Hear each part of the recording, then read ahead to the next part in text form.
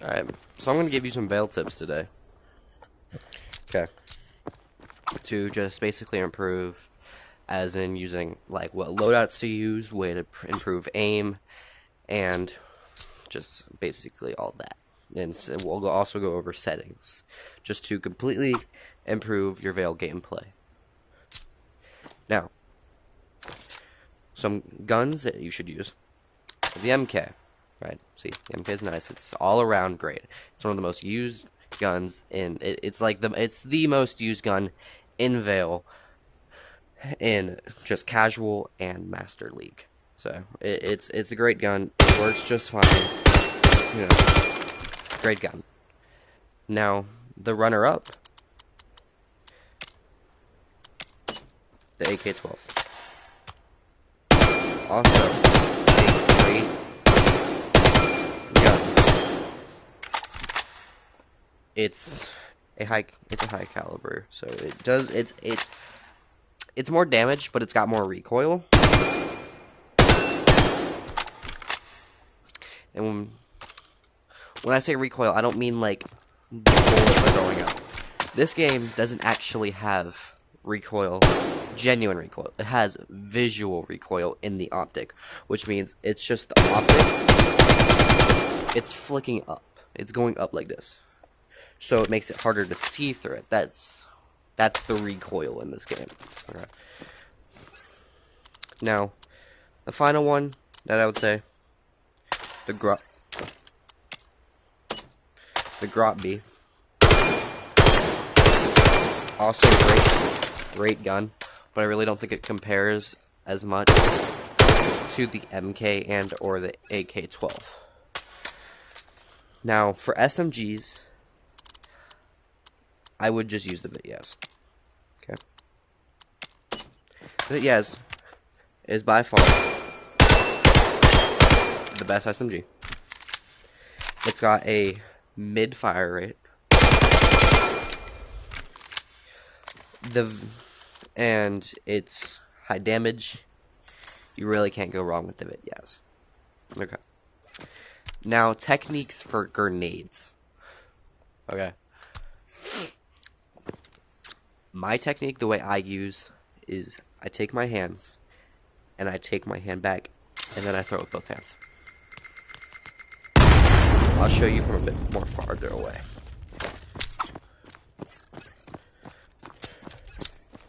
So,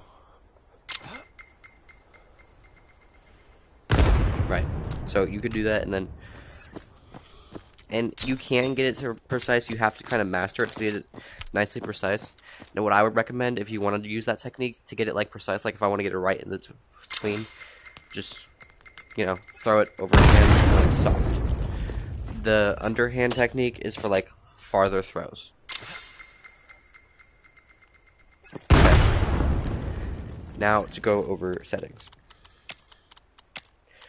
So you have all this. It's like churn mode. It's snap, smooth, and disable. So snap is like the obvious.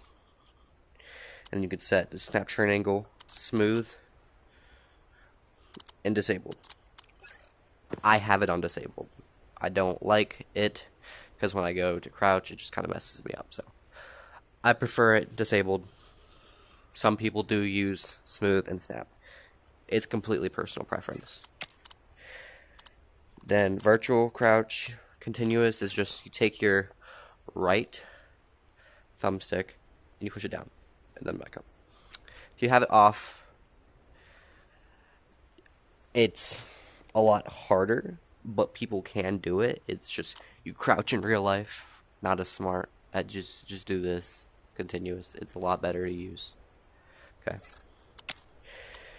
Now, gameplay, display hints on or off, really doesn't matter. Now, virtual stock, there's type 1 and type 2. Type 1, there's not much of a difference, but type 1, I noticed your sight and your optic hangs lower than it does with type 2.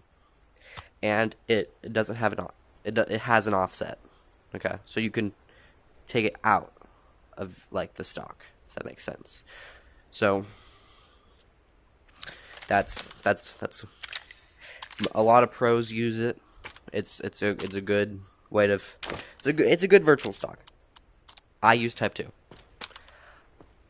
I used to use Type 1, but then I switched to Type 2 and I got more used to it and I like it a lot better. This one doesn't have that. You can't take it out of the stock. It still has that pull, right? Now, I don't have a body cam, so I can't necessarily show you how to hold your hands, but I can kind of explain it to you. So, I'm going to take my MK, right? Okay. And the way I hold it out.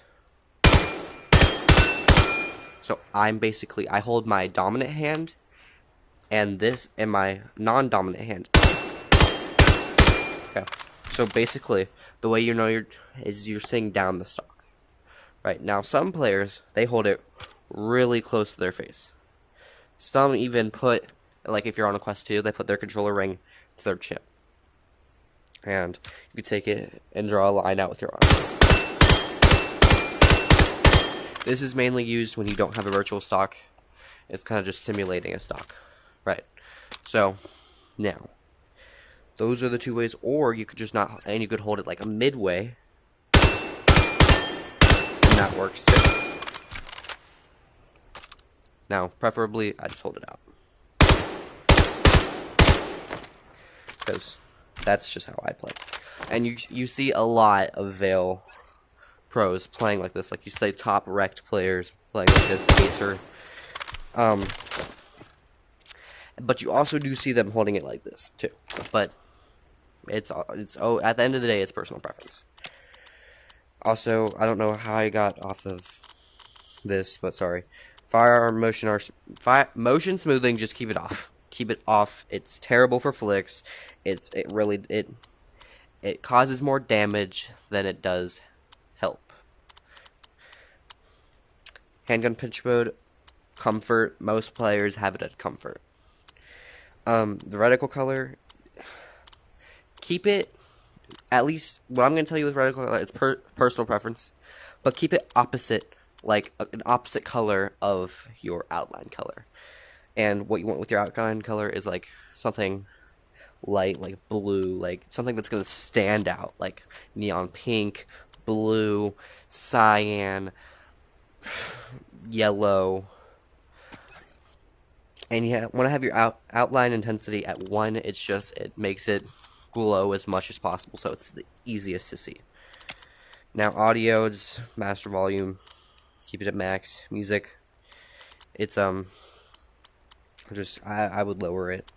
SFX, keep it at max. Voice chat, lower your voice chat. I'm telling you, do it. Thank me later. Okay, that's all the settings that I'm gonna go through.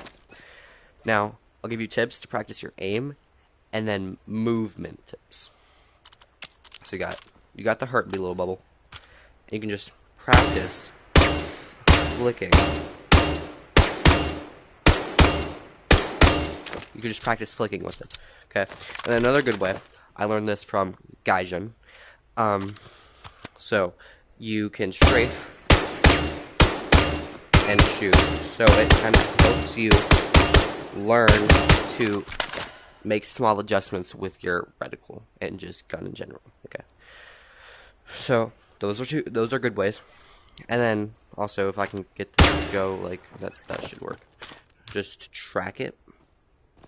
Just strafe and track. That also helps with tracking. So, and then these guys, I've always used them to practice hip fire. I've always used it to practice hip fire. But then again, I also rarely use them. So, anyway, so yeah, those, you can use them. The aim trainer, this works too. It also helps with your flicks. But, as you see, I'm washed right now. It's okay. Anyway, now I'm going to teach you drop shotting. So, you want to have good tracking for drop shotting because you want to track the head. You want to keep it at head. So I guess you don't necessarily need tracking, you just need stable. So let's say someone is here. Let's say this thing right here, like right here is a person, okay? And you hear them coming around the corner, and they don't know you're there. Or they might even know you're there. You want to drop around the corner. Hold on.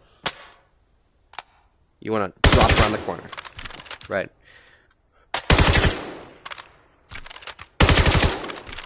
So that works. Drop shotting. Now sneaking, you want to full crouch, and you want to walk at full speed. It makes absolutely no sound, so it works for like flanks, like if you, let's say tons on Miru. If you flank through tons to push a short or highway, depending on where they're sitting at that moment, that is a great push. It's a great flank, but you want to sneak so they can't hear you.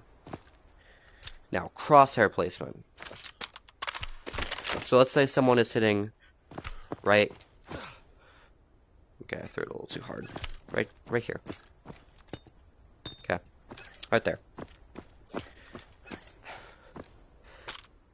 Let's say there's a wall there, basically. Actually, you know what? No. Let's say you're predicting someone to sit right at that opening to the market. You want to keep your crosshair aligned and just kind of go. You just want to keep your crosshair at head level always. Head level, the best way to practice flicking up to head level. I practice this. It's just practicing flicking up to that. Just flicking up to this little guy. Okay. So, and now pre-firing.